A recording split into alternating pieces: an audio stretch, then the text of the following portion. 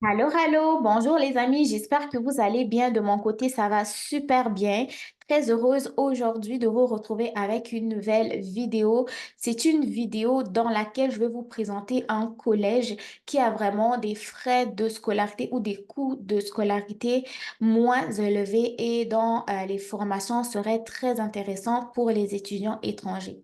Donc, si tu es à l'extérieur du Canada, peu importe où tu es, et tu te cherches des formations collégiales, c'est-à-dire un diplôme d'études collégiales, mais tu n'as pas assez d'argent pour aller dans un cégep qui correspond à un collège public, je pense que cette vidéo va vraiment t'intéresser parce que je te présente un collège privé qui offre des formations préuniversitaires et des formations techniques de niveau collégial, mais dont les frais de scolarité sont vraiment moins élevés. Donc, si tu es intéressé, bienvenue dans cette vidéo et n'oublie pas de t'abonner si tu viens de me découvrir. Donc, je te présente le collège La Flèche. Le collège La Flèche, c'est un collège privé dans la province du Québec et qui se trouve dans la ville de Trois-Rivières.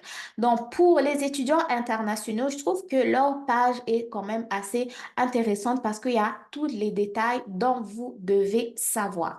Donc, je vous présente leur site. Leur site Internet se présente de cette manière. Donc, vous avez les différentes options qui sont juste au-dessus ici et vous avez le gros titre qui est étudiant international. Donc, si tu es un étudiant international, si tu veux tout savoir sur le collège La Flèche et comment t'admettre. Donc, tu vas consulter les différentes étapes. Maintenant, si tu es un étudiant hors Québec, toi, tu vas te rendre sur cette page qui est ici ou sur cet onglet ici dans étudiants hors Québec. Donc, première étape, ils vont d'abord te présenter leur établissement. Donc, ils nous présentent, vu que nous regardons cela, vous et moi. Et avant de continuer, il faut que je précise que cette vidéo n'est aucunement sponsorisée par le collège La Flèche. J'ai simplement trouvé l'information et j'ai jugé assez pertinent de vous la partager parce que vous savez, c'est mon rôle. Donc, le collège La Flèche, c'est un établissement d'enseignement supérieur qui est privé francophone, subventionné par le ministère de l'Enseignement supérieur. Il est situé à Trois-Rivières, donc dans la province du Québec, une ville à l'échelle humaine dynamique sécuritaire où il y a environ 20 000 étudiants peuvent profiter d'une vie plus abordable que dans les grands centres. OK? Donc, la position géographique de ce collège, là, vous devez savoir qu'il est à 90 minutes de Montréal et de Québec. Quand on dit 90 minutes, là, c'est le temps en voiture, OK? Donc, le Collège La Flèche offre des formations ou des programmes d'études préuniversitaires d'une durée de 2 ans. Les programmes préuniversitaires, c'est donc les programmes qui vont vous préparer aux études universitaires et ils offrent également des programmes d'études techniques d'une durée de 3 ans pour intégrer donc directement le marché du travail. Les deux types de programmes vont vous donner un DEC ou diplôme d'études collégiales. Donc, les collèges privés, en fait, c'est comme des cégeps, mais les cégeps sont publics et les collèges sont privés, OK? Donc, le collège La Flèche est un établissement d'enseignement désigné, les amis. Donc, ceux qui ont vu ma vidéo sur l'importance d'étudier dans un établissement d'enseignement désigné, vous comprenez ma joie lorsque je vous dis que le collège La Flèche est un établissement d'enseignement désigné. Le collège La Flèche n'est pas une université, mais c'est un cégep privé, OK? Donc, les étapes pour obtenir une admission au collège La Flèche. Donc, première étape, comme je vous le dis toujours, hein, choisir un programme d'études. Donc, vous avez des programmes techniques d'une durée de 3 ans. OK?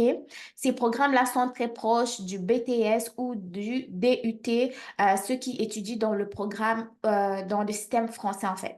Dans les différents programmes, vous avez technologie de radiodiagnostic, archives médicales, éducation à la petite enfance, éducation spécialisée. Vous avez été nombreux à me poser des questions là-dessus. Gestion hôtelière, gestion de l'intervention en loisirs, tourisme, commercialisation de la mode. Lorsque vous terminez, un programme technique, il vous est possible de rester au Canada pour une période de 3 années supplémentaires.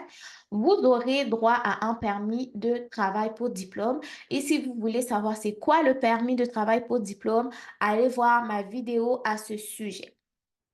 Vous pouvez toujours poursuivre à l'université après la formation technique. Cependant, votre programme d'études doit quand même avoir une passerelle DEC-BAC, OK? De ce côté-là, vous devez porter quand même une attention. Ce n'est pas tous les programmes techniques qui vont vous donner la possibilité de suivre une formation à l'université. Ensuite, le collège offre aussi des formations qui correspondent aux attestations d'études collégiales ou AEC. Et le seul AEC qui donne présentement, c'est pilotage professionnel d'aéronef. Et ils ont dit que c'est le seul AEC en fait qui est offert aux étudiants internationaux. OK? La formation est offerte en présentiel, c'est-à-dire que vous ne pouvez pas la suivre comment on dit, vous ne pouvez pas la suivre en ligne. Cependant, et oui, j'aime ce mot. Cependant, lorsque vous terminez ce programme dans cet AEC-là, l'obtention d'un permis de travail pour diplôme n'est pas pour l'instant, n'est pas automatique en fait pour le moment. Donc, il va y avoir d'autres étapes à compléter ou à respecter avant de pouvoir avoir votre permis de travail pour diplôme. En ce qui concerne les programmes préuniversitaires, donc vous avez des programmes, ce sont des programmes de 2 ans qui vous préparent donc à suivre des études universitaires. Et vous avez donc les programmes de sciences de la nature, sciences humaines avec plusieurs profils, psycho, éducation, monde admin, administration bilingue, sciences, lettres et arts, OK? Et il n'est pas possible d'obtenir un permis de travail pour diplôme, soit suite à un programme préuniversitaire. Je vous l'ai toujours dit, les programmes qui sont admissibles au permis de travail pour diplôme sont des DEP ou des DEC, mais pas les AEC. Et aussi, les AEC ne sont même pas éligibles à la résidence permanente. OK? Donc, vous devez faire très attention. Tout ça, j'ai déjà dit sur ma chaîne YouTube. Donc, une fois que vous savez c'est quoi les programmes qui sont disponibles et que vous avez choisi votre programme, vous avez la deuxième étape, vérifier votre admissibilité. Pour être admissible au Canada, donc vous devez avoir un niveau de scolarité équivalent au diplôme d'études secondaires, soit 11 années d'études. De plus, il faut satisfaire aux conditions particulières du programme. Donc, la condition de base, c'est avoir complété 11 années de scolarité, mais tout dépendamment de votre programme d'études, vous allez avoir d'autres critères supplémentaires à respecter. Troisième étape. Ne vous inquiétez pas, le lien, il va être en barre d'infos. Troisième étape, c'est le test d'évaluation en français. Tout candidat dans la langue maternelle et autre que le français doit très bien maîtriser le français écrit et parlé. Petite spécificité. Si les études du candidat ont été effectuées à l'extérieur de la France et de ses départements, un test d'évaluation sera exigé afin de vérifier le niveau du candidat. Cet examen est obligatoire même si sa langue maternelle est le français et même si toutes les études du candidat ont été faites en français. Donc, les gars, en fait, vous tous qui voulez étudier en français, si vous avez la possibilité de faire un test de langue, faites-le. Faites-le. Ayez votre test avec vous. OK? Faites-le seulement pour avoir la paix. Ayez votre test avec vous. Parce que si vous voulez aller à l'université, là, ils vont vous demander. Si vous voulez aller ici, ils vont vous demander. Donc, de grâce, faites-le seulement, vous allez avoir la tranquillité. OK? Donc, si vous n'avez pas la possibilité de faire le test de langue dans votre pays et que vous voulez faire une admission au collège La Flèche, vous avez la possibilité de passer le test Bright en ligne. Le test Bright se passe en ligne. J'ai déjà fait une vidéo aussi sur ma chaîne YouTube pour en parler et ce test est au coût de 125 $. Donc, vous avez d'autres tests ici, connaissance du français, TCIF et tout. Ensuite, vous effectuez votre demande d'admission et c'est une partie assez intéressante avant d'aboutir enfin aux frais de scolarité dont j'ai envie de vous parler vite fait.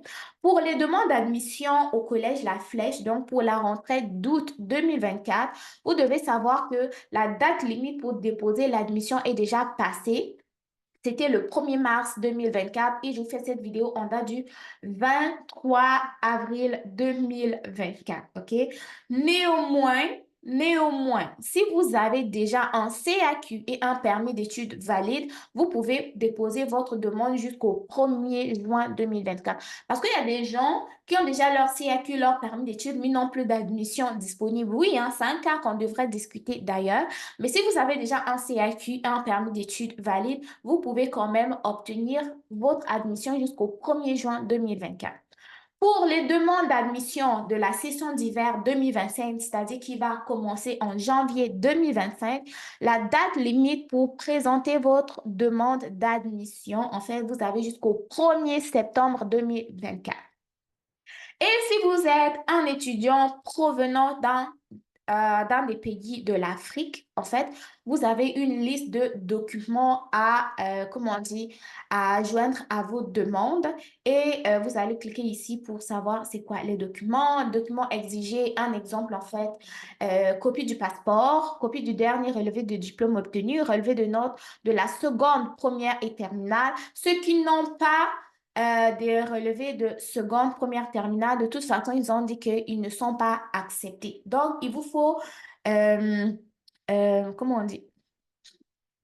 Ah non, j'ai mal lu. Ils ont dit les relevés de notes de première, seconde et terminale, les relevés universitaires ne sont pas acceptés. Ah, donc si toi tu es au niveau licence, tu n'as pas encore de relevé de licence, c'est pas grave. Ils ont dit universitaire, tout ça là-haut, c'est pas accepté. Donc, pour faire admission là avec diplôme, avec relevé de notes de la seconde, première et terminale. Le français là. Ensuite, il faut avoir réussi ton examen de français et avoir un certificat de naissance.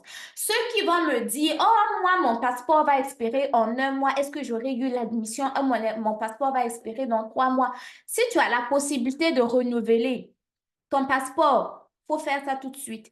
Si tu as la possibilité de prolonger ton passeport, il faut faire ça tout de suite parce que tu as jusqu'au 1er septembre 2024 pour postuler à ton admission de 2025. OK? Maintenant, la date, là, une fois que tu as fait tout ça, là, ils ont dit, nous mettons 3 semaines pour rendre le verdict au sujet de votre admission. Donc, même la demande d'admission, le traitement de la demande d'admission, là, ça va quand même vite. Parce qu'ils ont dit 3 semaines. 3 semaines, là, c'est moins de un mois. Il te manque un mois pour faire, il te manque une semaine pour faire un mois. Donc, eux, en 3 semaines, là, ils ont déjà donné leur verdict, c'est-à-dire, ils t'ont accepté ou ils t'ont pas accepté. Étape 5, les autorisations de voyage, on connaît. Ça prend maintenant CAQ pour Québec, LAP qui est CAQ avec une phrase supplémentaire. Ensuite, nous avons aussi besoin donc du permis d'études. Pour les conditions du permis d'études, vous-même, vous savez déjà. Vous voulez savoir les conditions du permis d'études, vous allez sur ma chaîne. Là, les compétences en anglais, cours d'anglais au collégial. Ils ont dit le Canada de langue officielle, le français et l'anglais. Si vous choisissez d'étudier dans la province de Québec, vous devrez réussir au moins 2 cours d'anglais de niveau collégial afin d'obtenir votre diplôme. Les cours là, vous allez les faire pendant votre formation. Ne vous inquiétez pas. Moi-même aussi, quand j'ai fait mon DEC en soins infirmiers, j'avais des cours d'anglais parce que Canada là, c'est bilingue, OK? Donc, c'est ça. Dans la partie là, la partie, la partie la plus croustillante là, c'est combien ça coûte. Ah, notre soeur qui est sur la photo, elle est jolie, en tout cas. J'aime bien ses tresses. Donc, combien ça coûte? Combien ça coûte? Ils ont dit cliquez sur le bouton ci-dessous pour connaître les droits de scolarité de l'année 2024-2025 pour les étudiants internationaux qui fréquentent le collège La Flèche. On va cliquer. Est-ce que j'ai cliqué? On va recliquer. Bon, là, le zoom est... Ah, faut zoomer. Pourquoi je n'arrive pas à zoomer même? On va zoomer plus. Là, j'ai zoomé. Étudiants internationaux, année scolaire 2024-2025. Les frais d'admission sont de 50 dollars pour tous les programmes. Ils ont dit les frais d'admission sont 50 dollars pour tous les programmes. On va maintenant regarder les frais de scolarité pour les programmes pré-universitaires et les programmes techniques. Maintenant, vous-même, là, vous allez faire les comparaisons entre collège privé et cégep et selon les moyens que vous avez là, vous allez faire maintenant la demande d'admission. OK? Donc, voilà. Au niveau des programmes préuniversitaires, nous avons sciences de la nature et sciences humaines. Les frais de scolarité par session, c'est au coût de 6 308 dollars. Dans les 6 308 $ là, qu'est-ce que tu payes dedans? Tu payes 205 $ de frais d'inscription, 1 905 $ de droits de scolarité et 4 198 $ de droits de scolarité supplémentaires pour un étudiant international par session. Donc, voilà pour les programmes préuniversitaires. Pour les programmes techniques, par exemple, le programme de commercialisation de la mode, lui, il va coûter 7 775 $ par session. OK? Les frais d'inscription, c'est toujours 205 $. Droit de scolarité, 2125 $ et le droit de scolarité supplémentaire, c'est 5445 $. Les 5 000 que vous voyez là, les étudiants français, eux, ne payent pas ça, hein. Eux, ils ont exempté parce que le Québec et la France ont signé des ententes. Donc, eux, là, ce qu'ils payent, c'est seulement 2125 plus les 205 $. Le reste, là, c'est pour nous, là, les autres pays qui n'avons pas d'entente avec le Québec. OK? Maintenant, la technique d'éducation à l'enfant, vous savez que c'est une technique qui est très recherchée au Canada et c'est un domaine qui est en forte pénurie de main-d'œuvre. Les frais de scolarité sont en fait de 6 528 $. Les frais de scolarité en soi, c'est 2125. Frais de scolarité supplémentaires, en fait, c'est les mêmes. Si vous regardez ici, et là, c'est le même coût, c'est 4198 $.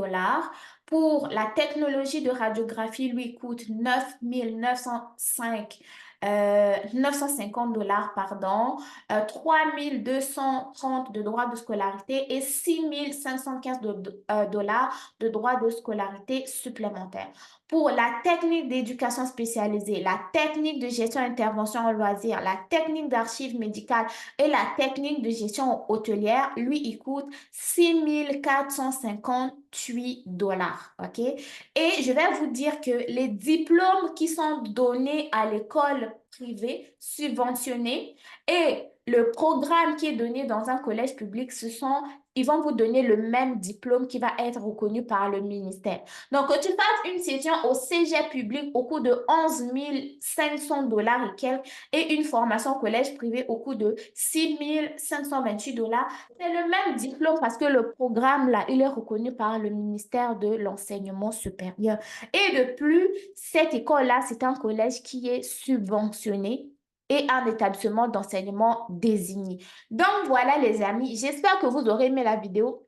J'espère qu'elle n'aura pas été très longue. Mon but, c'était vraiment de vous montrer les étapes vite fait et vous montrer surtout les frais de scolarité et vous montrer également un collège qui était un établissement d'enseignement désigné parce que je sais que nous tous là, le but, c'est le permis de travail post-diplôme. Donc, si vous avez aimé, faut partager, faut liker, surtout liker. On se dit à très bientôt pour une nouvelle vidéo. Si vous avez des suggestions, je continue de lire les commentaires le plus possible. On se dit à très bientôt. N'oubliez pas de me suivre sur les autres réseaux sociaux, TikTok, Instagram, Thread, Facebook. On reste en contact. On se dit à très bientôt. Bye bye. Le lien là, il va être en barre de description d'information. OK?